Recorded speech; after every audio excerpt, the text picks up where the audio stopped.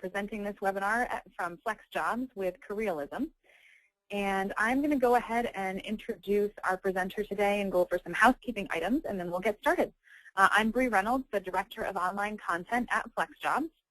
I'm very happy to host this webinar as part of our 100 Days on Freelance Jobs initiative, which you can learn about at FlexJobs blog. That's flexjobs.com/blog. And today we are going to be talking to JT O'Donnell. She's the founder and CEO of Careerism. She's a nationally syndicated career expert with over 130 newspaper syndications of her content. She's a top LinkedIn influencer, and I would highly recommend checking out JT on LinkedIn. She's got some fantastic content there. And Careerism, the website, has a huge following of viewers and readers, and her clients include Fortune 1000 employers. So JT, thank you so much for being here. Thanks for having me. Sure, and just to go over a couple housekeeping items, we're going to have about 40 to 45 minutes of presentation today, and after that we're going to do a question and answer session. If you have any questions as the presentation is going, please feel free to use the questions box on your GoToWebinar control panel to ask them. And if you don't see your control panel at the moment, you might look around for a little orange arrow on your screen, and if you click that orange arrow, the control panel will kind of magically appear. And once you're in there, there's a questions area where you can submit questions. So we will try to get to as many of those questions as we can in the last 15 minutes or so of the hour. And we look forward to a great presentation. So without further ado, I'm going to hand it over to JT to take it from here. Thank you so much. Welcome, everyone. It's great to have you all here. And you know you're in the right room if you are someone who is saying, you know, I'm a little tired of the golden handcuffs. I'm tired of not knowing if my career is certain or not, and I think maybe becoming a freelancer, or as we say over here, a business of one, is something I want to explore. So if that sounds interesting to you, then you've definitely come to the right place. If we move to the next slide, taking a look here and see what you have up on that screen. Hold on, bear with me, folks. There it is. I want you to think about how many millions of people are in the U.S., and then imagine that as soon as 2020, and let's remember it's almost 2015, but as soon as 2020, we could have half the U.S. workforce working as independent contractors. And the definition of that, folks, is that they do not have a full-time job with the company per se. They are considered independent. They truly are viewed by the government as a business of one. And people say that's not possible, that's 5 years away, but it's very possible. We're already trending in that direction. Businesses are finally coming to the realization that they can't offer long-term full-time employment and that they have to be extremely agile. And so in order to be agile, they need to be able to hire contractors so that they can adjust to the workflow and the demands of the business. And that means all of us out there have to start thinking about how we're going to approach this. And I don't have this particular stat on another slide, but I just want to mention something else to all of you.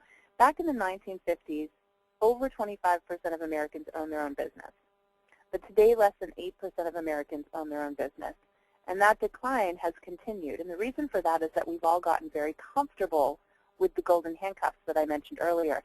Companies built perks and benefits and various things so that we got, you know, dependent is really the word, on these jobs as a way to drive our careers. And now the economy's shaking, and so the real scary thing here is that we haven't been trained as a society. Certainly school hasn't taught us how to do this, but we don't know how to be businesses of one. And that's something that we want to acquire as a skill set because this is a reality. It's not going away. So right now, I'm going to take a moment and tell all of you to take your hand and pat yourself on the back. Reach right over your shoulder. The fact that you came here today to look at this means you're already getting this. You already knew in the back of your mind somewhere that this is where this was heading, and instead of being helpless and not doing anything about it, you are saying, no, I want to take the reins. I want to own my business of one. I want to make things happen for myself. That means, folks, you're on the tip of the curl. And being on the tip of the curl is a good place to be because you can get ahead of that curve and you can take advantages of things that will happen in the marketplace. And so that's what we're going to be focusing on today, the things that you can do to make that happen.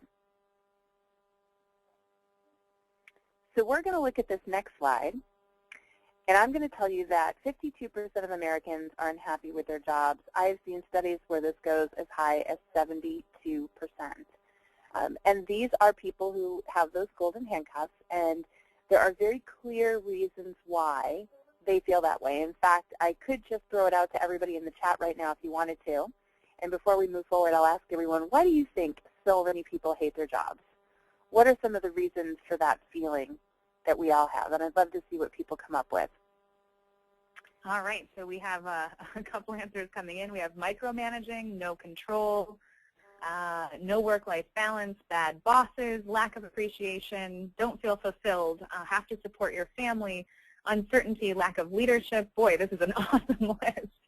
Office politics, no independence, lack of respect, overworked, poor wages, empty promises, no stability, no training, no creativity. Wow. Absolutely. So I think that covers it. Good, good. It does, and then some. And so we look at those things and we think, why does that happen? And it happens because of the breakdown between the employee and employer relationship. When we work for an employer, they have the control. And that creates a sense of not just golden handcuffs, but a sense of being almost bribed to do the work. And that breeds unhappiness and breeds dissatisfaction. But when we work with an employer, right, not for, with an employer, the definition of the contract is shifted. And this study that I cited earlier where they said as many as 1 out of 2 Americans will be independent contractors by 2020, they went a lot further and said, let's look at successful independent contractors today who are really happy. Now, here's the staggering thing. We've got 52% of Americans, I think it's a lot higher, unhappy in their jobs. Over 70% of independent contractors today, these are people who've been doing it for a while, are extremely satisfied and happy in their careers. Very happy people.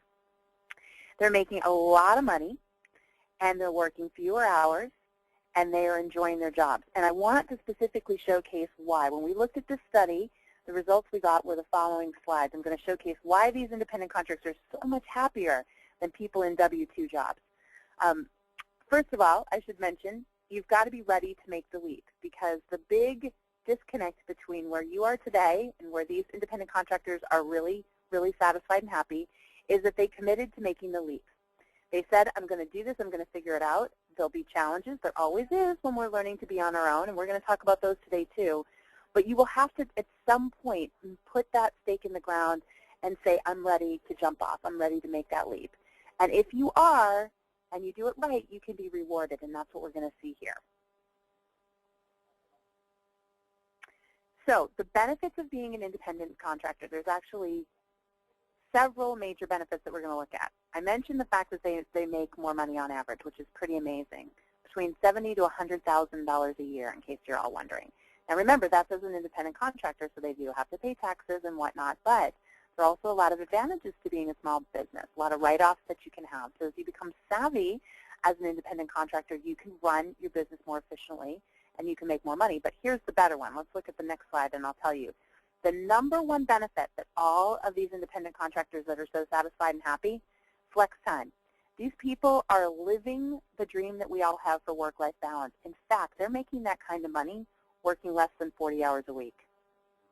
Less than 40 hours a week. These people are making it work for them. They choose when they work. That's a requirement as an independent contractor. Companies can't say to you, you have to be here by this time and leave by this time, and they can't do that. Independent contractor status requires them to give you the project to work on, but you have some structure and some flexibility in what you do and how you do it. And that empowerment, we got so much feedback in that survey where these folks saying, you know, I could get to that Little League game. I could take that date off when I needed to for a special event. I am not working 60 hours a week. No one's demanding that I come in here on the weekend. It's a big deal. We all know. We care about our time, and flex time is one of the biggest benefits of being an independent contractor. But there's more. Don't worry. I'm going to show you another one as a result of the survey. Project-based work. So when you're an independent contractor, there's some kind of project going on. What this means is that it creates incredible diversity in your career, because you'll work on one project and you'll get some skills and abilities, and then you'll move on to a new project. So what we find with independent contractors is their skills always stay current, because in order to land the work, your skills have to be relevant to the marketplace. So they migrate more successfully into new fields, new technologies, new areas of expertise within industries, within business models, whereas folks that are in W-2, who are in full-time employment, they get hired for a job. They're told to keep their head down, keep doing their job. There's no room for growth, no room for advancement, and all of a sudden one day they wake up and the company says, you know what, we don't need that skill set anymore. So we're going to let everybody go, and we're going to go hire that skill set someplace else. And you know who's getting those jobs? The independent contractors. So this project-based work was a big feedback, a big plus from all these independent contractors surveyed. Because of that very fact, they said, I always feel current. I know that my skills are valuable to the marketplace, and that's a big deal. But there's more. They have other reasons for being happier. They get to be in charge. Think of all the feedback that we got when we just polled everybody sooner, a few minutes ago, and they said micromanage. I think that's the first one that I heard as feedback. You manage your own projects. You decide how they get executed. You get to prioritize the tasks. There's not somebody there looking over your shoulder every day. And if you are confident and enjoy that kind of control, then you're going to love being an independent contractor because you're in charge. You truly are a business of one, which is a wonderful thing. And I think that that's probably the biggest thing that many of us, when we talk about the golden handcuffs, which I've mentioned so much, that's it. The lack of control, the lack of ownership makes us feel like just a pawn in the game, and that's not fair. So really, really powerful reasons why becoming an independent contractor is the way to go. So with that in mind, I have to tell you, and it's exciting that we're partnering here today with FlexJobs, because we have started this month something called the Professional Independence Project as a result of these statistics. When we saw this survey, we said we have to do something. If nobody else is going to educate the workforce on how to become independent, we're going to do it. And I will tell you that over at our site, Careerism, all this month we have over 60 experts who all have written articles. We have videos and tutorials around this idea of making that leap and helping people bridge the gap in their knowledge, because that's all it really is, folks, is bridging the knowledge gap and then getting out there and, as I showed earlier, making that leap and saying, I'm going to learn to do this for myself. And with that in mind, we were able to identify that there were 4 major skill development areas that you will need to upskill. So in that theme, I want to go over those 4 areas today, because if you want to become an independent contractor, you're going to have to take full ownership of your career and your life. And that's an important thing. I want to stress that. That may not be for everyone, being full owner of your career and your life, right? Some of us would like to just be able to go to that job and collect that paycheck, and we'll say, I'll give up the control and the flex time and the managing of the projects for that. But if you're here, my guess is that you probably fall in that category of, nope, JT, I'm ready. I'm ready to take that ownership. So we're going to go over those 4 major areas today that you're going to have to upskill in order to be successful. Now, I always love to show this slide because if you think about a business of one, a lot of us say, oh, JT, I don't have any business experience, and I've never run a business before. But if you look at this, I don't think any of us are shocked or surprised at the 4 tenets that make up the circle of a successful business, which also happens to be the circle of a successful business of one. You're going to need to know how to be good at customer service. You're going to need to be able to run your finance and your operations, right, so that you stay profitable. You're going to need to know your service offering. What are you selling? What are you marketing? What's your thing? And then you're going to need to be able to do sales and marketing. You're going to need to be able to push that out. And so when we look at the areas where we need to upskill, they all overlay over this circle. So if you can always keep this circle in mind and say, are my skills where they need to be in these 4 areas, you're going to have what it takes to be successful as an independent contractor. Makes sense, doesn't it, everyone? Yeah, pretty straightforward. All right, so we're going to get into skills and expertise first, and I'm going to talk about this for a bit. So when we go out as a business of one, we have to remember that we're marketing a service, and the goal is to be the aspirin to an employer's pain. It's not enough to offer something, folks. You really need to bring extreme value. So it's one thing we joke about being a vitamin, preventative medicine, but people are never as good about taking their vitamins as they are when they're suddenly in acute pain. They rush for the aspirin. They rush for the pain reliever. So if you think about employers, they're the exact same way. They're going to rush to hire that independent contractor when they're in pain. And if you have the right skills and expertise and you can showcase that, then you're going to be able to get that gig because they're going to immediately see the value. So for many of us out there, we've never had to do that. We've been hired for a job description, and our skills met that. We never really had to say to them, this is exactly how my skills will assist you. So I'm going to give you the tip today. So what I want everybody to do for a moment. I want you to grab a piece of paper and I want you to sit down and think, how do I currently save or make my employer money? Everybody take a moment to do that. We're just going to stop here. Let me say that again. How do I save or make my employer money? You need to be able to articulate that. And while you might not be able to give the exact dollar volume, here's what else you need to be able to do. How can I prove that the amount of money I save or make more than justifies the cost of hiring me? Let me say that again. How can I prove that I make or save the company enough money that it justifies the cost in hiring me? And I want everyone to think about that for a second. We're all shoppers. We all go out and buy things ranging in all sorts of prices. When we decide to buy something expensive, a car, a house, maybe some other asset, we do our homework.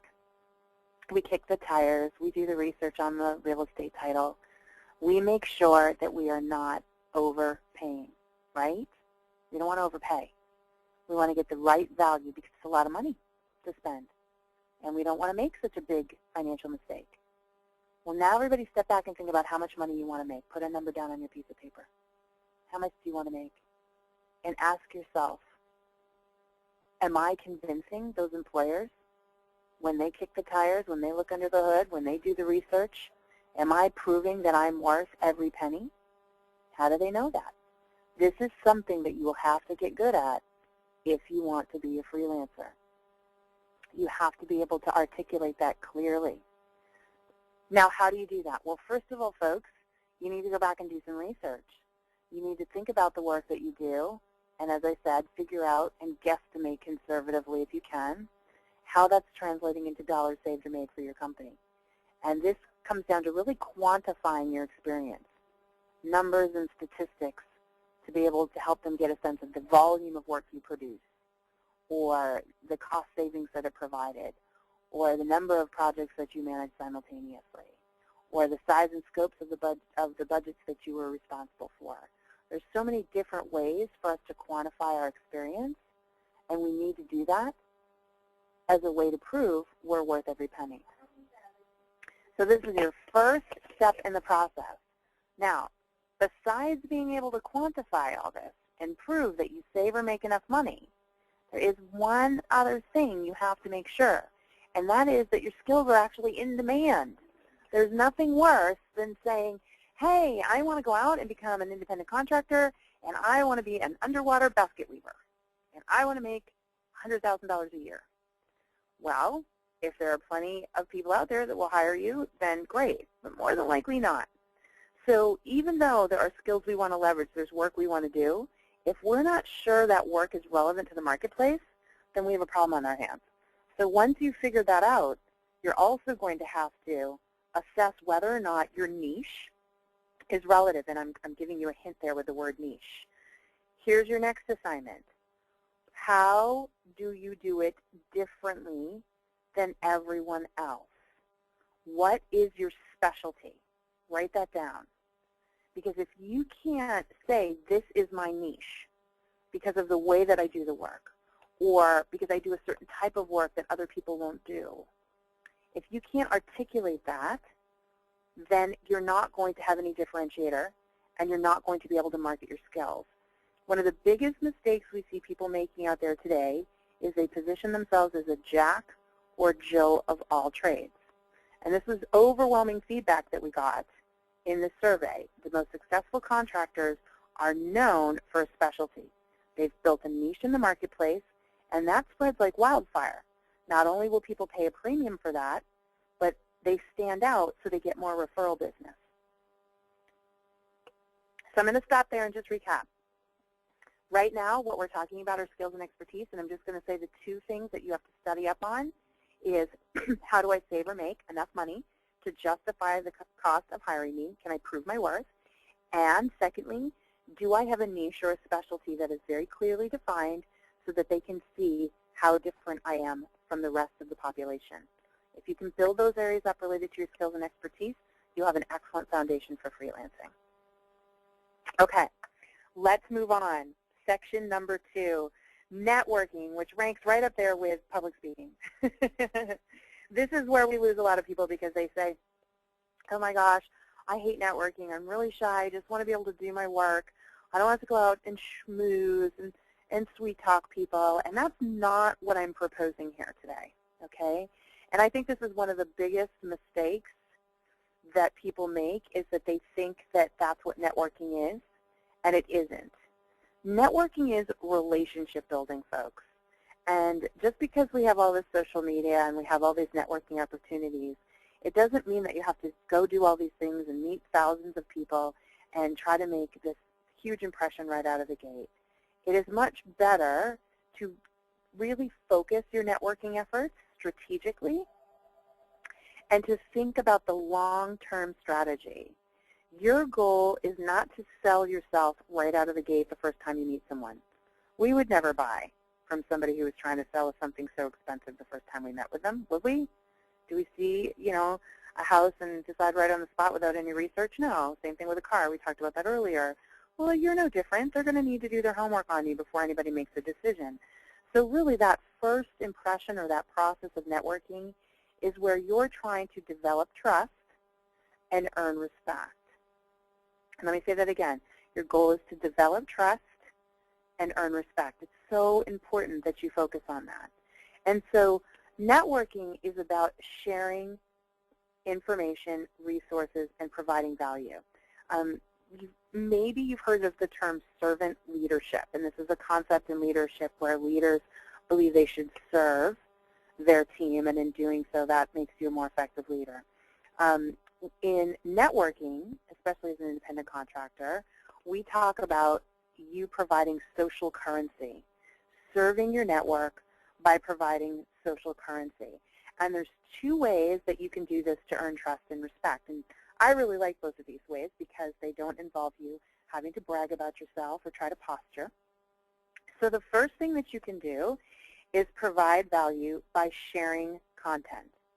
All of us here read articles, watch videos, subscribe to blogs. I hope we do, right? We follow things within our industry or, thought leaders in our space. And what we do is we read all this valuable content, and sometimes we bookmark it and save it for ourselves, or we read it and let it go. As independent contractors, we need to go a step further. We need to curate content. And curating content is finding the best content out there in our space, the articles, the videos, the materials that really resonate with us, that we immediately have an emotional reaction to, and we say, this makes sense. I agree with this or I disagree with this for these reasons because I have professional experience that has taught me this. And that's really important. You need to find content that speaks to you. And then to curate that content, you push it out to your network. So you might share it on social channels like Twitter, LinkedIn, Facebook, YouTube, etc. You might blog about it if you have a blog. You might email it out. Maybe you have a group of emails to a group of customers or clients or colleagues. But you would share this content and you would put your own spin on it. You would add a sentence or 2 that says, I wanted to share this with you because I agree with point number 4, or I disagree with point number 7, or this article points out 5 new technologies I think everyone should know about. You're trying to deliver social currency. You're trying to find things that are helpful to others and give it to them. And when we do this on a consistent basis, when we learn how to do this, we build our networking. People remember us. Oh, that's the person that shared that really insightful article that I read that I passed on to my boss that got us a meeting or got us a gig. When you are the person that has delivered valuable social content, they remember you, and that is exactly what networking is about. So that's method number 1 for networking effectively, sharing social currency, right, providing value. The second way is to become something called a super connector. And you can Google that term. There's lots on the subject, and the good news is don't worry. It's not what you think. Super connectors are individuals who step back and look at their current network and say, who should meet each other? Not who should I meet or who should I hit up for work, but 2 people in my network who I think could really benefit from knowing each other. Who are they? And I should facilitate that introduction. How can I best facilitate that introduction? Will they be at an event that's coming up and I want to introduce them? Or should I just send an introduction email for each of them and say, here's why I think the two of you should meet? Who can I put together? Super connecting is so powerful because you're helping those people find individuals to connect with, to work with, to do business with, to get answers from, to build relationships with. And now two people, not just one, but two people remember you for being the person that assisted them with that. And what do you think they want to do for you in return? They absolutely want to return the favor.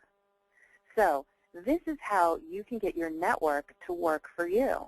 Again, building trust and respect by putting people together. That is the power of super connecting. It's a simple concept, but it's a powerful concept. And it's really ironic when you think about it, because we all know we're supposed to gather all these connections. But in the back of our minds, a lot of people have been saying, yeah, but what do we do with them now? You know, because I don't really think about reaching out to them unless I need something from them. And then when I need something from them, I feel really stupid because I haven't been talking to them or connecting with them, so now I look needy, now I look greedy. That's how you avoid this, folks. You do it by super connecting and by providing social currency, by curating content. And when you do these two things in networking, you will really expand not only the depth of your network, but also the width of your network. The referral process and the connectivity process will really grow. But best of all, your reputation will grow, and that's an extremely important thing, as we're going to see in our next couple of slides. Okay, so there you have it, networking. 2 ways to do that where you can really grow your business of one. All right, leads into the third thing. Great independent contractors, successful ones, are very good at communicating and have built a strong reputation. So this is where we have to think about that idea of how am I going to do that. And I'm going to introduce a concept here today that you've heard before, but hopefully I'm going to shed some new light on it. So many of us have heard of the term personal branding. And it's been a hot topic for a couple of years, but even still, with all this discussion around it, I'm amazed at how many people don't truly understand what personal branding is. Now, there's a distinction. A lot of people think it's marketing, and it's not. Marketing, as we know it, is what we call yell and sell. Try this. We're the best. We've got this. We're do that. We're this. We're that. It's this old and outdated technique that is slowly dying, and people are shocked to hear this. Traditional marketing, as we know it, is blatant. It's in your face. And we see it everywhere, don't we? We're overwhelmed with images and, special deals and offers. They don't work anymore. And they don't work largely because of the Internet. Now, none of us believe it. We don't buy into the hype anymore. When we see that, we go, I think I'll do my research first. I'm going to research online. I'm going to get the backstory. So what's become more popular is the term branding. And you're seeing a lot of companies now migrate away from traditional marketing and into techniques related to branding. Personal branding is just branding for your business of one. Now, if you think about the term branding, what it means, you think about, I always think about cattle. I hate to say it, right? A brand, cowboys branding the steer. But what it does is it leaves an imprint that doesn't go away. And with personal branding, our goal is to leave an imprint on the brain so that when somebody we've connected with is put in a situation, we are recalled to memory and they refer us.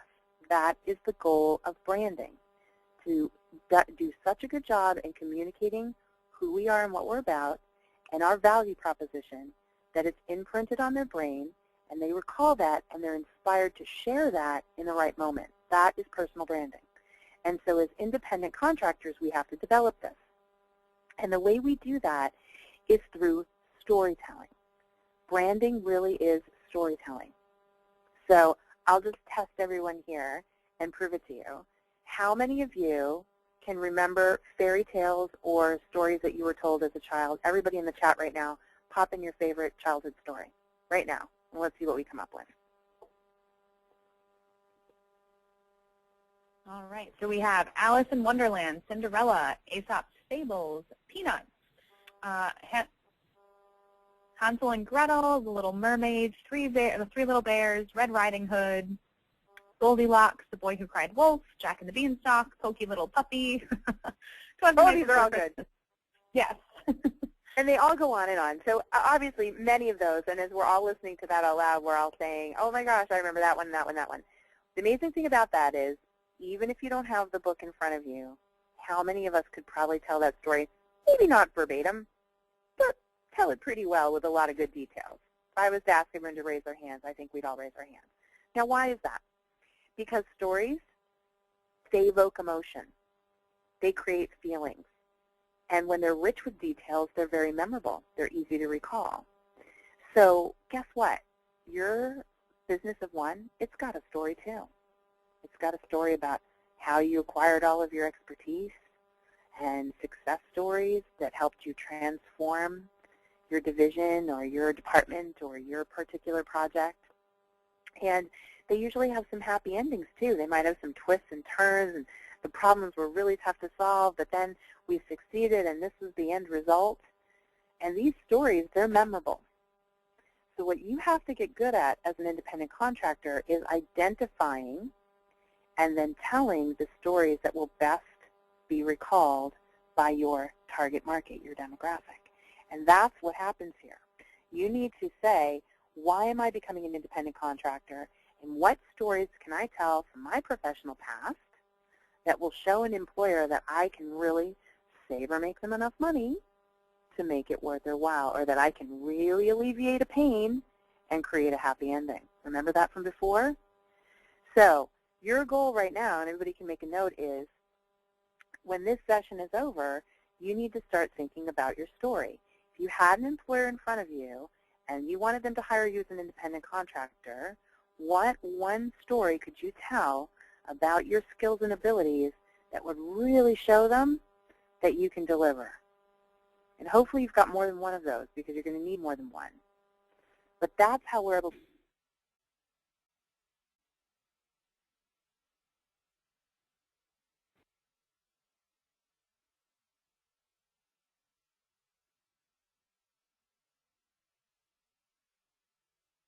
Oh, and I think we might have lost JT just for a second. I don't know if anyone else can hear me. Let's just wait a couple seconds and see if she pops back in. Oh, good. I'm getting people saying we can hear me. That's great. Thank you. Sorry about this, guys. There's always a bit of technical difficulty when we're doing an online webinar, but we'll hopefully have JT back in just another minute or two.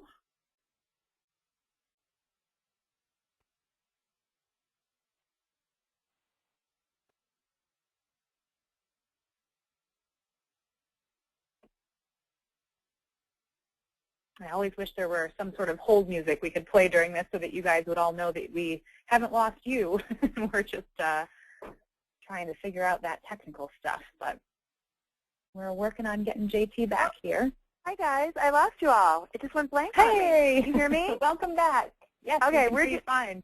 Where did you lose me? I was talking away. Where did you lose me? We were talking about branding and networking. Excellent. Okay. So hopefully I got to the point where I said... Oh, storytelling in particular. Yes. I'm sorry. Good. Storytelling in particular. So you're going to need to tell your story and tell it well. And you want to be able to pull something from your professional past.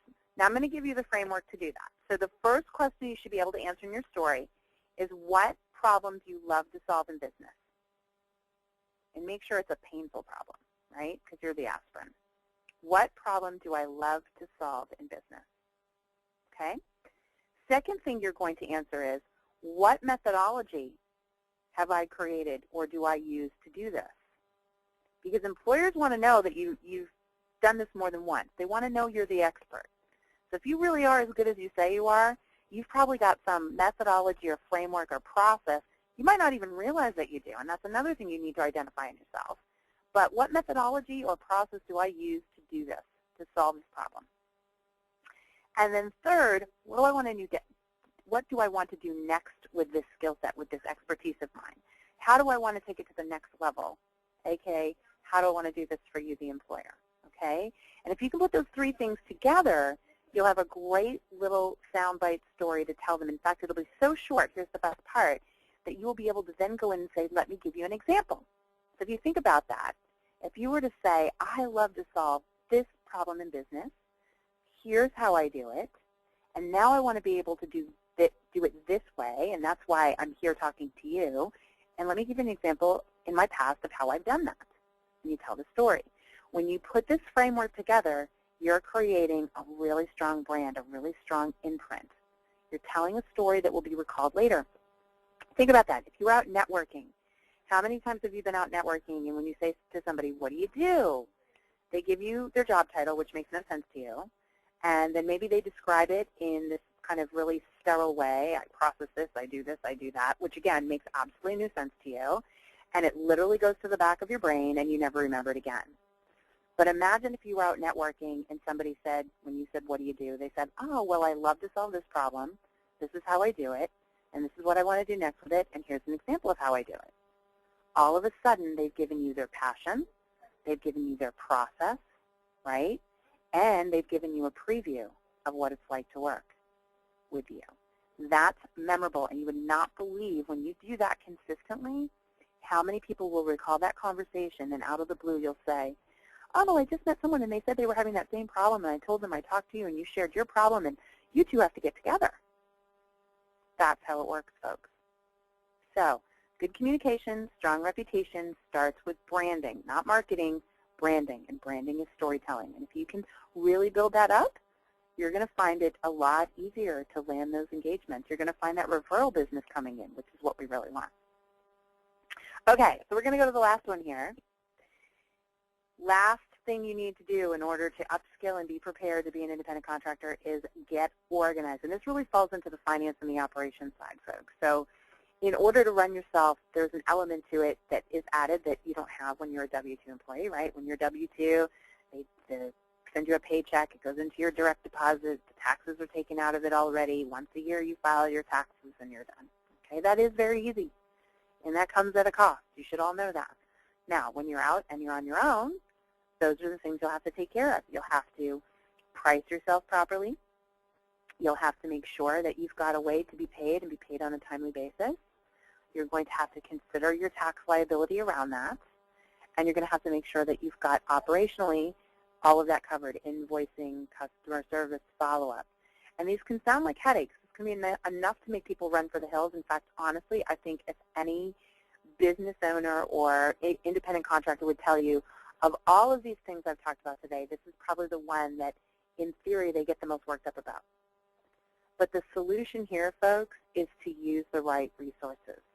Okay, so if you have a financial planner or if you have a bookkeeper, there's plenty of online tools and resources that are available to you. There's so much that you can do in that space that can get you that information and that knowledge that you need to be able to run your business properly. It's not scary. In fact, let me just mention here that FlexJobs has an amazing blog, if you haven't been over there, and they have something called the 100 Days on Freelance Jobs. And for 100 days, every day in your inbox, you're going to get an article or a video or an event all tied around this. So guess what? They get this stuff. So all the stuff we've been talking about today, they know that you need to understand this as well, right? So there are resources out there that will bridge your gap in knowledge on how to do this. That's all it takes. And let me tell you a little secret here. Corporate America is running a little scared, I'm not going to lie, all right? Because they know that when more and more people decide to become independent contractors and work with them and not for them, you will be empowered. But they keep thinking that as long as you're afraid of this particular section of running your own business, they've got you, right? They know that that's the biggest benefit they provide you, that they make this part easier. And that is what is keeping those golden handcuffs on you. So if you get out there and figure it out and learn how to budget yourself, learn how to price yourself properly, and learn how to use the right tools and resources to make sure your taxes are covered and things like that, you will be forever empowered. You won't be held hostage by that part of it. And do we really want that anymore? Is that the direction we want to go in? Because as I showed earlier, the amount of unemployment is going to stay at a certain level. The amount of underemployment that's going on in America is at an all-time high. People are in the wrong skill sets. They're in the wrong jobs. They're unhappy. They're unmotivated. They're unchallenged.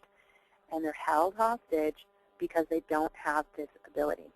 So I know of the 4, this is probably the one that you're least excited about. We know. But I'm going to tell you, sometimes you just got to do it, right? And once you close that gap in knowledge, you'll be there. Here's the upside. It's not brain surgery, and it is not rocket science. I can tell you that right now. How many of you, quick show of hands in the audience, how many of you have met a successful business owner and thought to yourself, really? That person's successful? How do they do that? How many people have met that person? Because in the back of your mind, you're thinking, oh, there's all that accounting and business stuff to do. How do they do it? And the reality is, if they can figure it out, if anyone on here today has thought about somebody and said, I can't believe they're a business owner and they're successful, then you should know you can do it too. But you're going to need to roll up your sleeves and learn this part of it. All right. So I am going to stop there because we wanted to leave 15 minutes, and I'm literally at 1:44, which is very exciting. And I thought we'd open it up for questions. I hope this helped everyone today and inspired you to go over to FlexJobs and sign up for the 100 days on freelance jobs. And we'd love it if you'd come over and join us for the Professional Independence Project over on Careerism. You just sign up for our RS feed, and you'll get all of our materials as well, our email, I should say. But these are 2 free resources for you all right now that can really help you bridge this gap, because you probably figured it out. We want to see everyone succeed. We want to bring back the balance of power out there and get more people to work with employers instead of for them, because we know it can be done, and we know through this study just how satisfying it can be. Well, thank you so much for that presentation, JT. It clearly has been resonating with people because, yeah, everyone, it seems, who's still listening has been, can relate to that question that you asked about, have you ever, seen a business owner and thought, really, how is that person running a business? If they can do it, I could do it. So many people have chimed in that they have experienced that exact thing. So I think people are going to be leaving with a lot more confidence today to kind of step into this freelance career idea. So we definitely have a bunch of questions to get to. I think the first one that's probably on a lot of people's minds, being a make the leap from employee to freelancer presentation, is the question is, do you have any tips for how you can kind of dip your toes in the water of freelancing? If you haven't tried it before, if you're still an employee and you're not quite sure you want to make the entire leap, how can you tiptoe across? Oh, I love it. Yes, yes, yes. So what we always coach people on is start with a hobby career or a hobby business. So, and by that I don't mean maybe you are going to go out and make crafts, but what I'm really talking about is think about that one skill set that you're contemplating marketing as your niche, your specialty, and go out and get a project. Right? There are sites, do I even need to mention them, out there that will let you do this, and they will let you work on an independent contract basis. And if you test this and you do them, remember, you get to do them outside normal hours. Now, I know some of you are saying, oh, gee, JT, but I already work a full-time job. Well, listen, project work isn't forever. Contract work is short-term by definition like this. But what it lets you do is get a sense of what it's like to manage yourself, figure out what kind of work is out there, see if you're good at it, see if you enjoy it. And yes, it'll be a little bit extra work, but you're going to get paid. It's not like you're doing it for free, and that can help you be able to bridge that gap. There is a free way to do it as well, is to do a pro bono project, and this is another way that a lot of people get started. Find a local company in your area which you think really needs the service that you want to provide. Contact the business owner and say, here's my situation. I'm thinking about going out on my own, but I really want to test it. How would you feel about me doing a very short, small project for you? This is what I propose I do as a way for me to see if this is what I want to be doing. And then if you like it, instead of money, would you write a recommendation for me, or would you be a reference for me? Many, many people get started this way by doing small pro bono engagements in exchange for those recommendations, those references. And when done right, companies are not going to say no, right, if you find the right organization. So you can either go out and contract, find some of the contract sites and do a small project that way, or you can partner and do a pro bono project or two. And this is really going to help you get a sense, because you should not, I'm thrilled everybody's noting that, you should not just say, yes, absolutely, let me ditch that full-time job today and wing it. We want to be smart about this, and we want to put that toe in the water. Great. Thank you very much. And I have another one that seems to be asked quite often, and I feel like this is probably just a way of kind of getting people to look at themselves in a different way. But what do you do if you feel like your skills that you have sort of expertise in aren't necessarily unique, or they're not skills that would be in high demand? Very interesting. So this is when you probably want to consult with someone. It's very funny that you say that, because when we work with individuals in career coaching on Careerism in our sister site, CareerGMO, there's a section where we talk about your unique gift. And people struggle with this, and they say there is nothing unique about me. And the truth is, folks, that the things that are most unique about you when it comes to work don't feel special. They're innate. You've developed them for so many years, and you're so naturally good at them that you feel like everyone can do this or anyone has this ability. And we're so close to it, we don't see it. So that's a common thing that I hear. Oh, there's nothing special about me. There's nothing unique. That's not true. What you need to do right now, if that's you out there, you need to go and get an unbiased outside party to be able to help you figure out what that is. Sometimes it can be as simple as reaching out to colleagues, former coworkers, and others who have interacted with you and say, if you had to call me the go-to person for something, one thing, if you were going to suggest me as the go-to person for something, as the problem solver for something, what would it be? And ask a bunch of people that. Take in all the responses, and I guarantee you'll see a pattern. And once you see that, first of all, take the compliment. This is a funny thing. A lot of people go, no, that's not special. Well, they're telling you it is. These are people saying, hey, I would pick you for this. I would tell somebody that they should go see you for this. So that's how you can start to identify your specialty and build that out. And from there, you have to accept that. And I know that that's hard. A lot of us have been raised to be humble and to not brag about our strengths and our skills, right? Of course we've been taught that way. And yet here we are. We're supposed to be businesses of one. We're supposed to prove our worth. So we don't have to brag, but we do have to recognize what we do well, and we have to embrace that. And again, the upside is it usually doesn't feel special to us because it becomes easy to us. And that's a good thing, folks. Those are the exact skills you should be leveraging, because it means it's so easy it doesn't feel stressful to you, and that's the key to success. Oh, that's such a good point, because it really is. I mean, it's second nature. You don't even have to think about it, and so you assume nobody else thinks about it either, when really that's your skill. That's what you have. Absolutely. And so we have a couple questions about branding and marketing, which you were talking about. Do you have any recommendations for resources to learn more about personal branding, or is that something that you would recommend people consult someone about to learn more about personal branding? Right. Well, obviously there's a lot of free resources out there, and I feel like I'm plugging, so I apologize for that. But folks, we have a whole section on that over at Careerism, right? So we talk about that. I guarantee FlexJobs has written about personal branding. I'm sure of it. Their resources. So that's always a great place to start. But here's what I want you to think about with your business of one, okay? I want you to think about today is like the day that you decided to go join the gym. I'm going to equate this. You know when you go join the gym and you look for resources, you go to a gym because they've got all the best equipment and they have all these resources and it's a good environment to be in. So coming to a webinar and going to these sites is a great way to do that. Then you subscribe, and that would be very similar like to subscribe to a health and wellness magazine, because you know you need to start getting this information fed to you regularly. That's how we learn.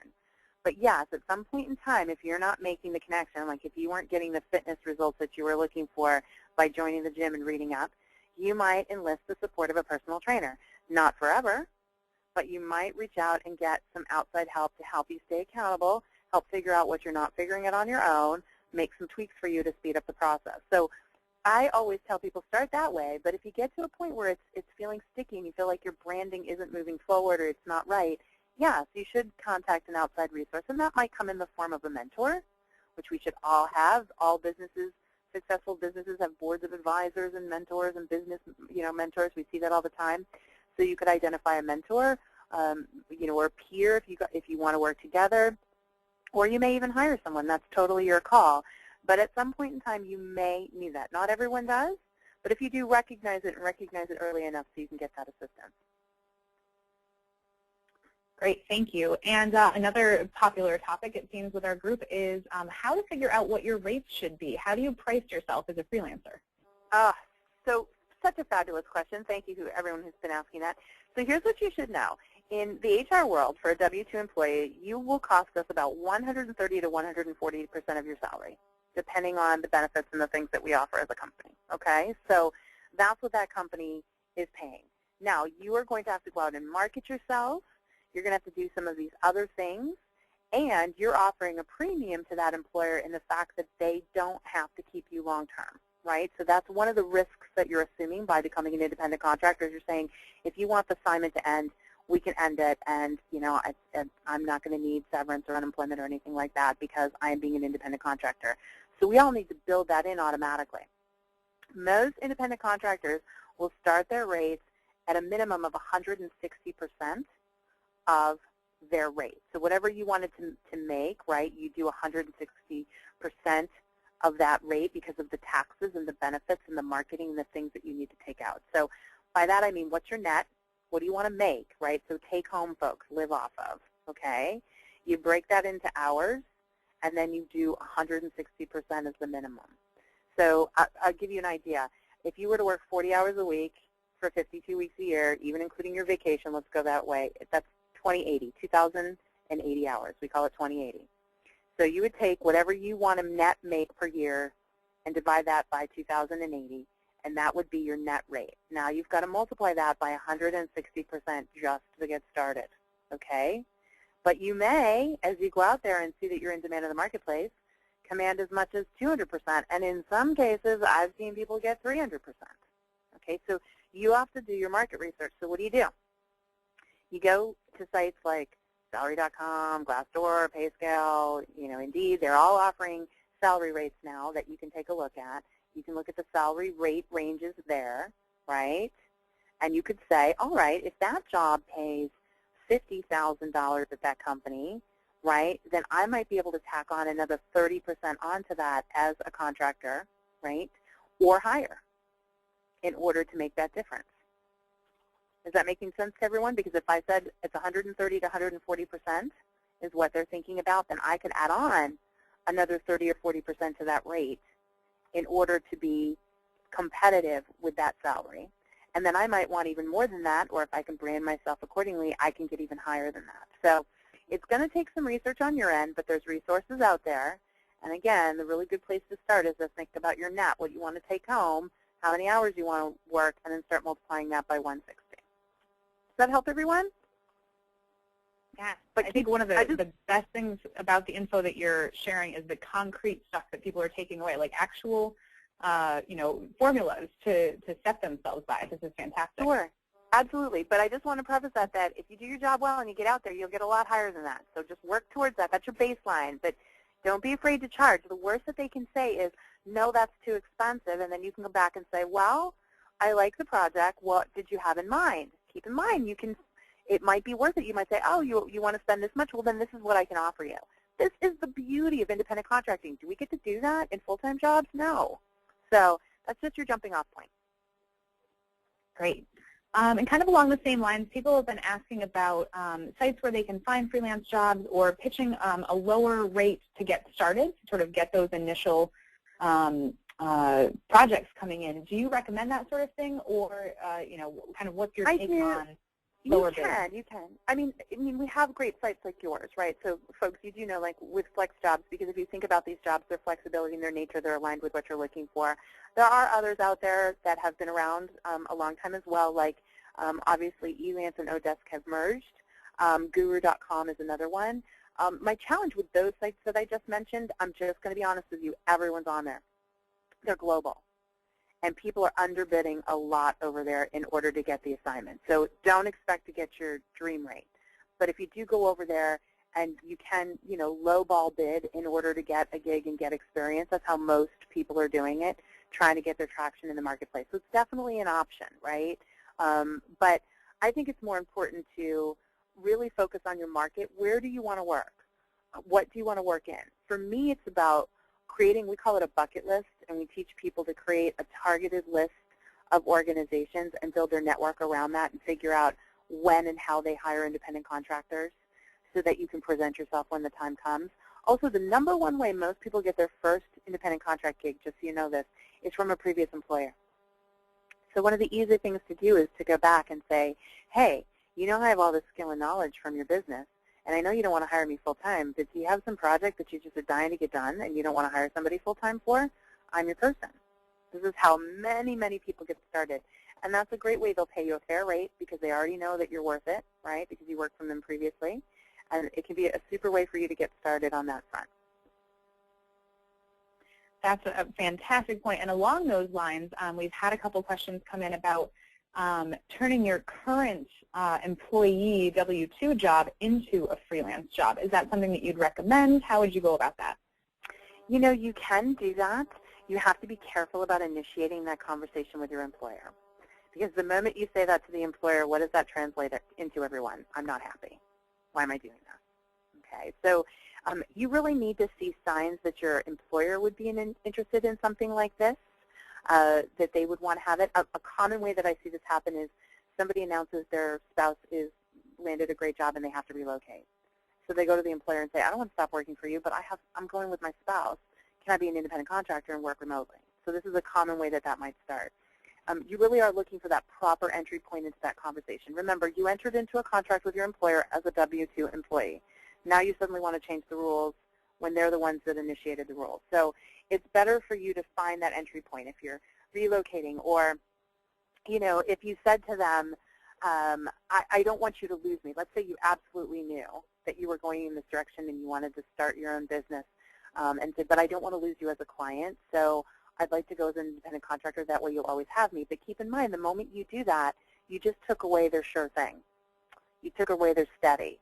And I've seen situations where they've been worried that you're going to dump them and leave them high and dry, so they're going to feel compelled to go backfill you or find somebody else to hold in that job. So be careful with it and really try to look for the entry point in the conversation where it would be, I guess, to some degree the employer's idea, or, you know, like I said, a situation where they just really wouldn't want to lose you and you still want to work for them.